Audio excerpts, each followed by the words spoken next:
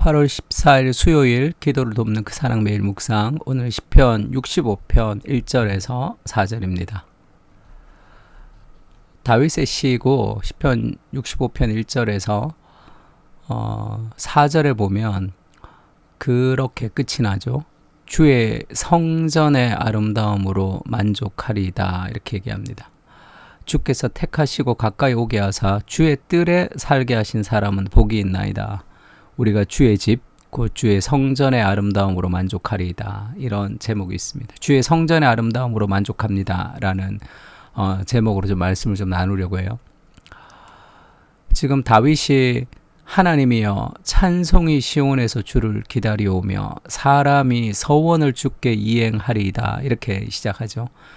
내가 하나님에게 기도했던 서원을 내가 순종하겠습니다, 이행하겠습니다, 이렇게 얘기합니다. 이건 먼저 약속을 내가 지키겠다 이런 의미가 아니라, 서원이라고 하는 것은 내가 이렇게 하겠습니다 할 때 우리가 일반적으로 하는 서원은 내가 이렇게, 하나님이 이렇게 해주시면 내가 이렇게 하겠습니다라고 나의 무엇에, 자신의 어떤 이득에 뭔가 이렇게 딜하는 것 같은 느낌이 드는데, 원래 구약에서 서원할 때는 제사도 서원제 하는 그 서원제, 서원을 통해서 제사를 드리는 것은 감사제라고 하죠. 감사로 드린다라는 표현으로 쓰기도 하고, 낙헌제라고 쓰기도 합니다. 낙헌, 즐거울 낙자, 헌신하다 할 때 헌신을 즐거워하는 제사다, 이렇게 해서 우리가 서원을 주께 이행하겠습니다 할 때 하나님이 먼저 우리에게 행하신 일이 있고, 그것을 기억하면서 내가 삶의 서원이 있고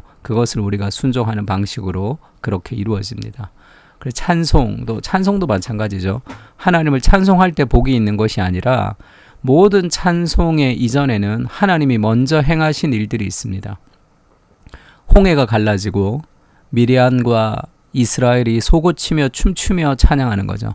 그러니까 찬양도 하나님이 우리에게 먼저 행하신 일들에 대한 고백이죠. 그래서 찬송합니다, 서원을 이행합니다 하면 하나님이 먼저 우리를 위해서 행하신 그 은혜를 기억한다는 뜻이에요. 그것이 자연스럽게 삶의 헌신으로 이어집니다. 기도를 들으시는 주여, 모든 육체가 주께 나아오리이다.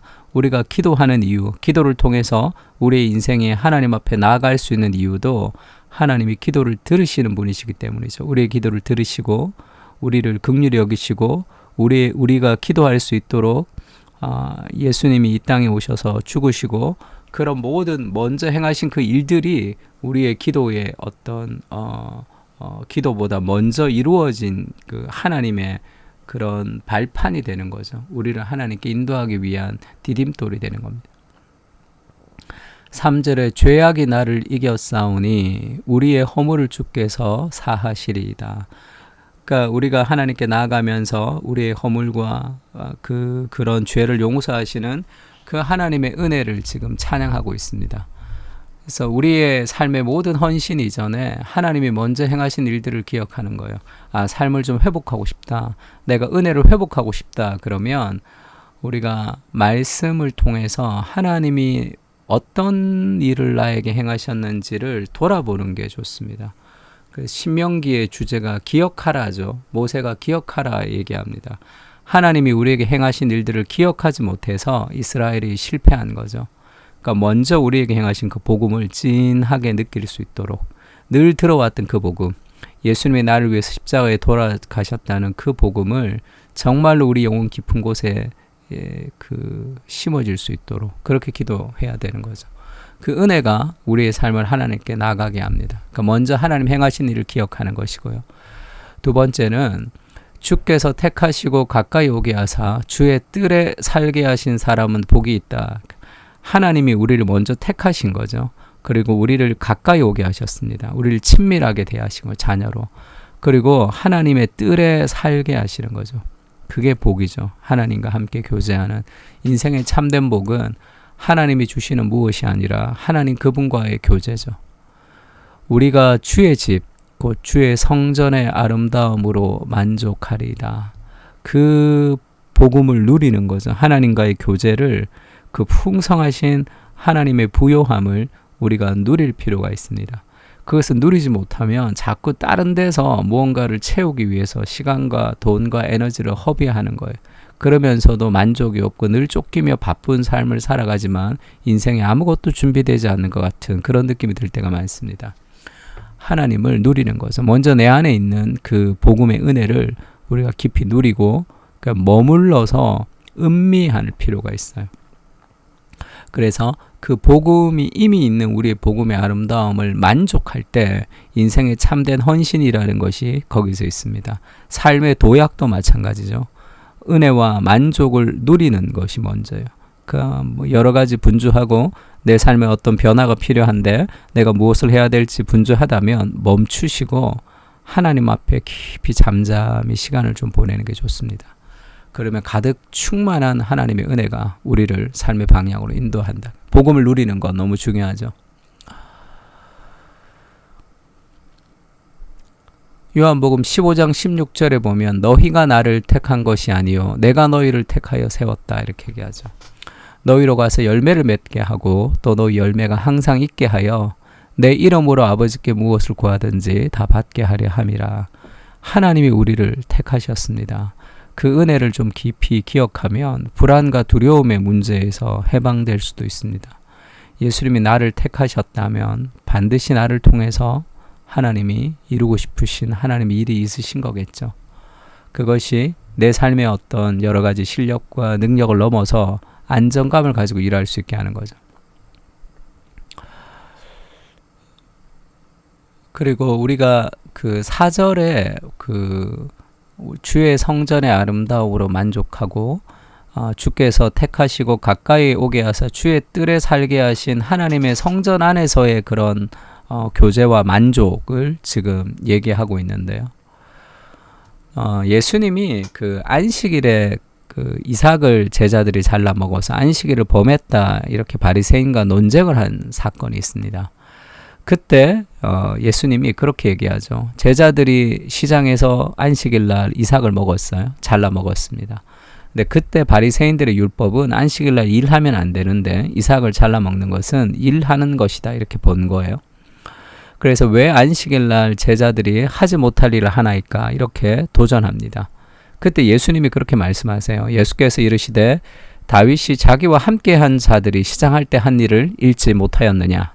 우리 수련회 때 좀 할 텐데 지금 다윗이 그 사울을 피해서 도망갈 때 제사장 아비멜렉을 만났는데 그 사람에게 지금 먹을 것을 달라 우리가 지금 먹지를 못했다 그렇게 얘기하니까 이 제사장이 먹어야 되는 진설병 그 떡을 줘서 그것을 먹은 일들이 있습니다. 그리고 기력을 회복하는 거죠.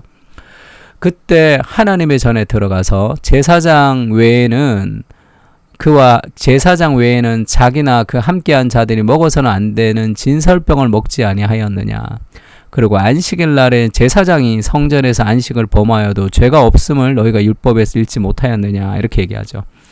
제사장만 먹을 수 있는 떡을 다윗이 먹은 것이 그것이 당연하다 이렇게 얘기를 하는데 다윗이 그럼 제사장이냐면 그렇지가 않죠. 그러면 지금 여기서 말하고 있는 게 뭐냐면 성전 안입니다. 성전 안. 성전 안에서는 그것이 죄가 되지 않는다는 거. 성전 안에서는 그 먹고 마실 수 있죠. 성전 안에서는 화목제물 같은 것도 먹을 수 있습니다. 예수님이 지금 얘기하고 있는 것은 성전 안에서 누리는 그런 자유하는 거죠. 그러니까 성전 안에서는 그것을 먹는 것이 그것이 허용되지 않느냐. 나는 성전보다 더 큰 이가 여기 있다 이렇게 얘기하죠. 그러면서 예수님이 자신을 성전이라고 표현하는 그런 장면들이 있죠. 예수님이 이제 헤롯의 성전에 가서 그 성전 청소를 하시고 이 성전을 헐라 내가 3일 만에 일으키리라 그렇게 얘기했잖아요. 그러니까 어떻게 46년 동안 지었던 성전을 3일 동안에 일으키겠느냐 할 때 21절에 예수는 성전된 자기 육체를 가리켜 말씀하신 것이라 이렇게 얘기하면서 성전이라는 구약의 개념은 예수님이 이 땅에 육신을 입고 오시는 것의 그림자였던 거죠. 진정한 성전 되신 그리스도가 이 땅에 오셨습니다. 그러니까 성전 안에서 우리가 하나님의 복을 누린다는 것은 다시 얘기하면 오늘날로 그리스도 안에서 우리가 누리는 복을 얘기하고 있는 거죠. 그러므로 이제 그리스도 예수 안에 있는 자에게는 정죄함이 없습니다. 왜냐하면 그리스도 예수 안에 있는 생명의 성령의 법이 우리 안에 있기 때문이죠. 그런즉 누구든지 그리스도 안에 있으면 새로운 피조물이라. 이전 것은 지나갔으니 보라 새 것이 되었도다. 성전 안에서 누리는 그 다윗이 고백했던 그 복의 아름다움은 그림자일 뿐이고 진정한 성전 되신 그리스도 안에 우리가 있는 거죠. 너희가 내 안에, 내가 너희 안에 있으면 너희가 과실을 맺을 것이다. 그렇게 얘기했죠. 그 그리스도 안에서 있는 그 은혜의 복을, 그 복음의 은혜를 우리가 누리고 맛볼 필요가 있습니다. 복음은 주님이 우리를 위해 행하신 일들을 기억하며 감사하는 것입니다. 주님의 성전 안에서 주님의 아름다움을 누리고 맛보게 하시고 복음이 주는 은혜를 깊이 경험하며 기쁨을 회복할 수 있도록 인도해 주시옵소서. 지금 우리는 성전 안에 있습니다. 그리스도 안에 있는 모든 풍성한 영적 부활을 누리고 맛보게 하여 주시고 그리스도 안에 있는 복을 누리며 살아가게 하여 주시고 복의 통로로 세상을 변화시키는 빛과 소금으로 살아가게 하여 주시옵소서. 아멘. 오늘 시편을 묵상하면서 지금 내가 그리스도 안에 있고 그리스도 안에 주시는 풍성한 복음의 복을 누리고 맛보는 그런 시간이 되면 좋을 것 같습니다. 다 같이 기도하겠습니다.